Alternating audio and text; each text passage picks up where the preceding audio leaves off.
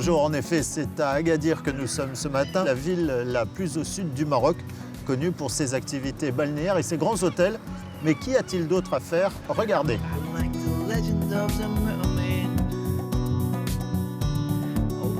La nouvelle constitution du Maroc, qui date de 2011, consacre le droit des handicapés.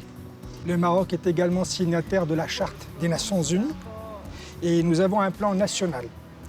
Et bien sûr, beaucoup de choses restent encore à faire. C'est un long parcours de combattants pour améliorer justement l'accueil et le traitement des handicapés.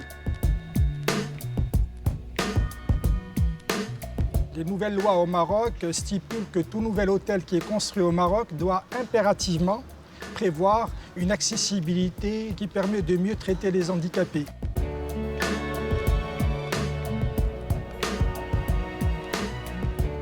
Tout autour de moi, la Médina d'Agadir, c'est une reconstitution. Après le tremblement de terre de 1960, tout a été détruit et un architecte d'ici, d'origine italienne, Coco Polizzi, s'est lancé dans cette grande aventure, reconstruire une Médina.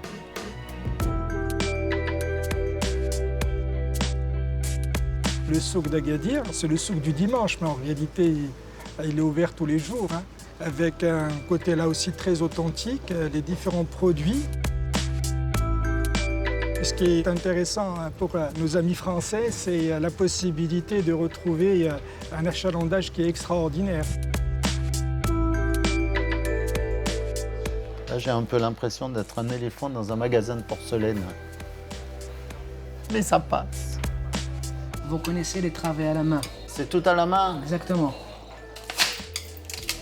Allez, faites comme ça. Et c'est fait. Je vais faire le tour et je reviens. C'est pas grave, monsieur. Vous faites comme chez vous. L'accueil au Maroc est un accueil qui est naturel, qui est authentique. Et pour les personnes qui sont en difficulté ou les personnes qui sont en handicap, là aussi, le comportement de nos compatriotes est tout à fait chaleureux et attentif.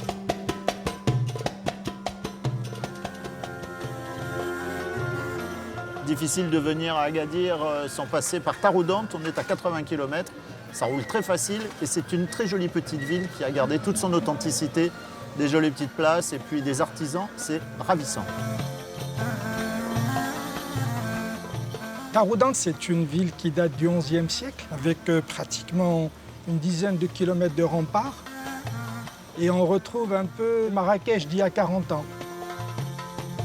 L'avantage de cette région, c'est ce soleil en hiver. Donc c'est la destination ensoleillée la plus proche de l'Europe. Et d'ailleurs, on a l'habitude de dire qu'Agadir, c'est la destination d'été en hiver. Voilà, vous trouverez sur le site de l'émission un maximum d'informations relatives à cette destination où il fait pratiquement toujours beau et finalement très proche de la France à 3 heures d'avion. Voilà, je vous souhaite une très bonne journée, à bientôt.